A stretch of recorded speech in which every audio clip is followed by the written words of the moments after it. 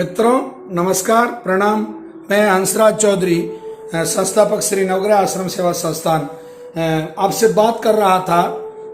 Cancer पे भास्कर ने 20 तारीख के यानी कि 20 अगस्त का 2020 का जो अंक निकला है उसमें WHO के थ्रू एक सर्वे रिपोर्ट कैंसर पे प्रकाशित की है।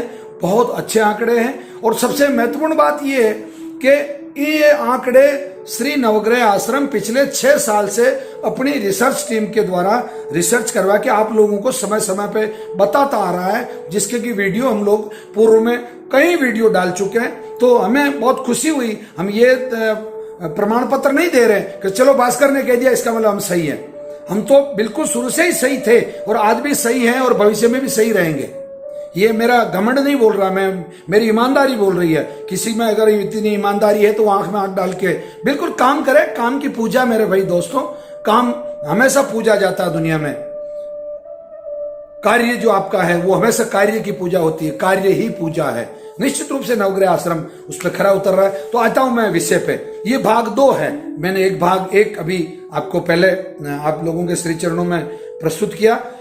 अब WHO के हवाले से पिछले वर्षों में 2012 से 2016 के बीच में एक सर्वे हुआ था।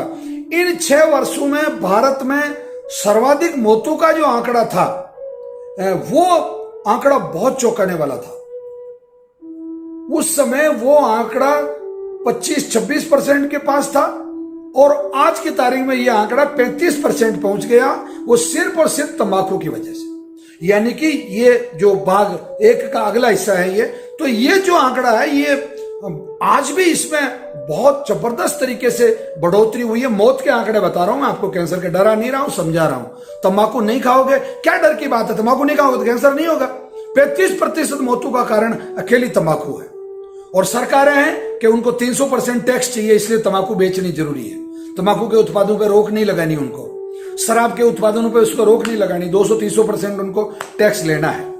मैं किसी एक सरकार की आलोचना नहीं कर रहा हूं, मैं सभी सरकारों से हाथ जोड़ के निवेदन कर रहा हूं। मैं गाय हूं इन सरकारों की, बचा लो इन लोगों को। यह बहुत बड़ा आंकड़ा है। आगे चलिए। और मौतों का जो सर्वाधिक मौतें हुई है भारत में आज की तारीख में, जो मौतें होती है भास्कर अखबार के लिहाज से, वो कहता है बॉम्बे में 64% डेथ हो रही है कैंसर से। मतलब पूरे इंडिया में अगर मान लो 100 लोग कैंसर से मर रहे हैं तो अकेले 64 लोग केवल बॉम्बे में मर रहे हैं। इसके 2 कारण है। एक तो बॉम्बे में पॉल्यूशन बहुत ज्यादा है। बॉम्बे के लोगों के पास प्रदूषण बहुत जबरदस्त है। उससे बचने का उन लोगों के पास कोई उपाय नहीं, क्योंकि हवा को आप कितना फिल्टर करोगे, कितना पैक रह जाओगे। कार में बैठोगे वही हवा, मकान में जाओगे वही हवा, अपने वर्किंग प्लेस पे जाओगे वही हवा। तो कार्बन मोनोऑक्साइड वगैरह ये जितनी भी मिथेन ये जितनी जहरीली गैस है वो सब बॉम्बे एक तरह का गैस चैम्बर बना हुआ है। आपको लगने को लग रहा है कि समुद्र है, आगे तो बहुत लंबा चौड़ा। वो समुद्र ही इतना प्रदूषित है कि उसका पानी भी आपको नहीं बचा सकता। वो पानी भी आपको कैंसर ही दे रहा है, कैंसर ले नहीं रहा आपका। समझ रहे हैं आप? एक दूसरा, वहां जो कैंसर के नाम पे जो लोग आंख मीच के हम तो टाटा में इलाज करवा रहे हैं साहब, हम तो कोकिला बहन में इलाज करवा रहे हैं। भैया आप दूसरी बीमारियों का इलाज करवाएं, कोई तकलीफ नहीं। ये बहुत अच्छे इंस्टीट्यूट है, बहुत हाईली वहां बहुत अच्छे इंप्लीमेंट्स हैं, इक्विपमेंट्स हैं, बहुत अच्छे संसाधन हैं वहां। परंतु वहां भी लोग अंतिम स्टेज पे जब जाते हैं तब पहुंचते हैं, या वहां धीरे धीरे इस उम्मीद में कि कैंसर ठीक हो जाएगा, कैंसर ठीक हो जाएगा, और धीरे धीरे कीमो चलता रहता है, रेडिएशन चलता रहता है। और जो सक्सेस रेट है वो भी WHO का आंकड़ा ही बता रहा हूं। WHO कहता है 3% से ज्यादा कैंसर में सर्वाइवल रेट नहीं है आफ्टर कीमो, आफ्टर रेडिएशन और आफ्टर सर्जरी के। तो वो 3% रेट की वजह से जो 97% रिमेनिंग लोग हैं उनकी डेथ भी बॉम्बे में ही होती है। इसलिए ये जो है ये 64% बॉम्बे में, कोल्लम के अंदर मतलब तिरुवनंतपुरम के अंदर 12%, कोल्लम के अंदर 10%, दिल्ली के अंदर 8% और बेंगलुरु में 6%, पटना और लखनऊ में 3-3%। मतलब आप सोचिए चंडीगढ़ में 2%। सोचिए, बहुत खतरनाक आंकड़ा है ये।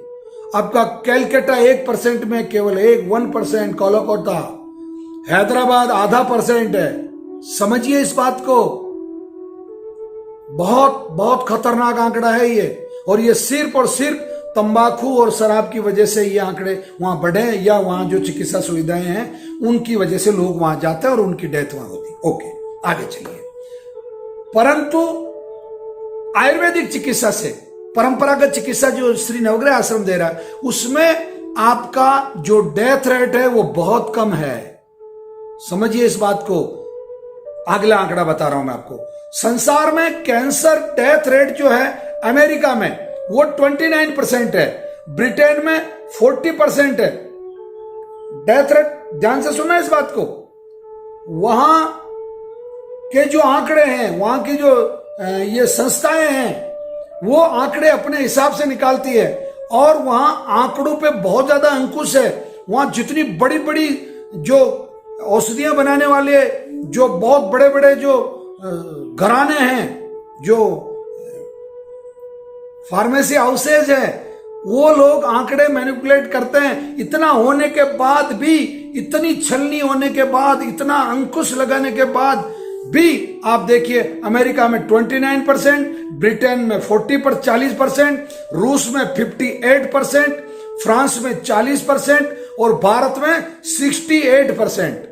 ये 68% का आंकड़ा कहां से आया मालूम है आप लोगों को? मैं बताता आया हूं, शुरू से बता रहा हूं। आप कैंसर की कोई चिकित्सा नहीं लेते, उस स्थिति में भी 27% लोग अपने आप बचते हैं। ये मेरा नहीं, ये आयुष मंत्रालय का और WHO का आंकड़ा है। आप आयुर्वेद से इलाज लेते हैं तो 50% लोग बचते हैं।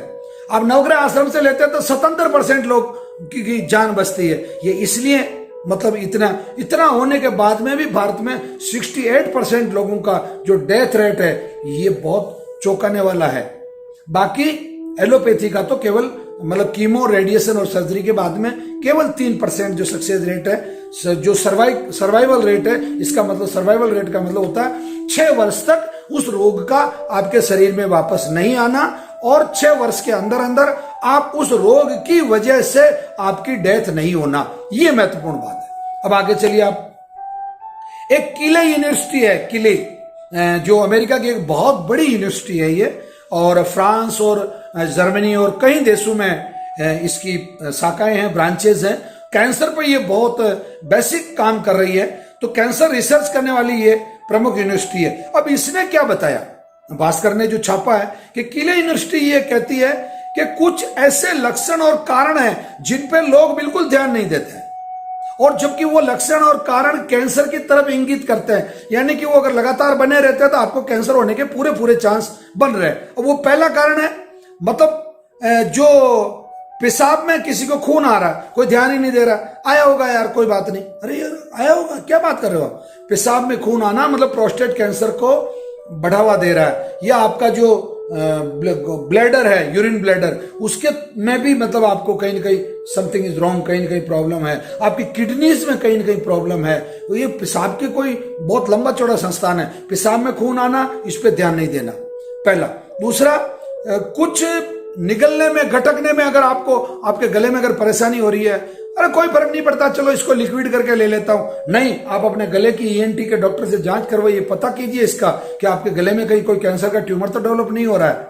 इसके बाद में मोनोपोज जिन माता बहनों में हो जाता है, वो मोनोपोज के बाद में उनको अगर ब्लड आ गया, मतलब कभी भी खून आ गया, बहुत सारी महिलाएं कहती नहीं क्या फर्क पड़ता है भाभी जी, ये तो आ जाता है। नहीं, आ नहीं जाता, ये कैंसर की तरफ आपको इंगित कर रहा है। तो आप देखिए इस वीडियो को और समझिए, और शेयर कीजिए इस वीडियो को अधिक से अधिक लोगों को, ताकि उनको पता चले।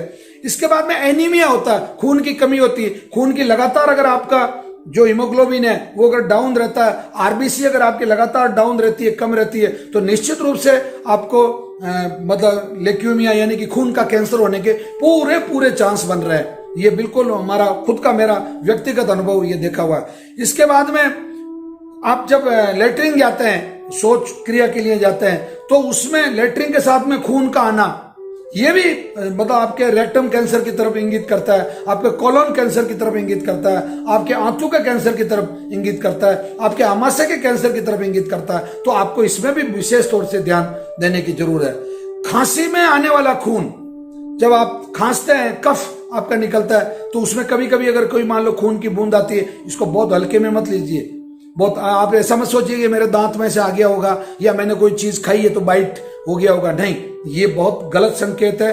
आपको उस तरफ लेके जा रहा है ये संकेत कि आपको हो सकता है फेफड़े का कैंसर हो चुका हो सकता है आपको मतलब कैंसर की शुरुआत बन चुकी हो।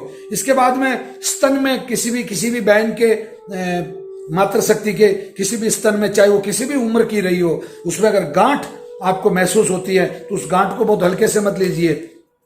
बहुत सारी स्तनपान करवाने वाली महिलाएं सोचती है बच्चे ने लात मार दी है या बच्चे ने दांत से काट दिया होगा इसलिए गांठ हो गई होगी। नहीं, उस गांठ को बहुत, हाँ अगर ऐसा हुआ है तो डॉक्टर कह देगा भाई ये बच्चे की वजह से हुआ है, परंतु अगर सामान्यतः अगर गांठ आपके स्तन में पाई जाती है तो इसको हल्के में मत लीजिए, इग्नोर मत कीजिए, इस पर बिल्कुल ध्यान दीजिए, डॉक्टरों से चेक करवाइए।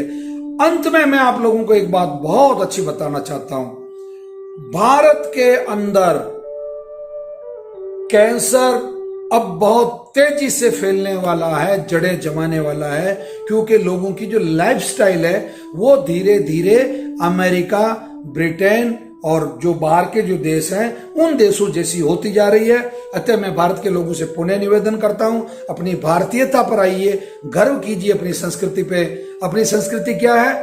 सुबह 4 बजे ब्रह्म मुहूर्त में उठना, शाम को 8 बजे सो जाना, सात्विक भोजन करना, नशे से दूर रहना और तनाव रहित रहना और सत्संग में जाना और अपना, आप जिस भी मजहब से आपका वास्ता हो, अपने मजहब को मानना, परमात्मा से, अल्लाह से, वाहेगुरु से डरना और बिल्कुल अच्छे से जीवन जीना, ये अगर आप करेंगे तो निश्चित रूप से भारत को अपन बिल्कुल कैंसर मुक्त कर पाएंगे, विश्व को कैंसर मुक्त कर पाएंगे।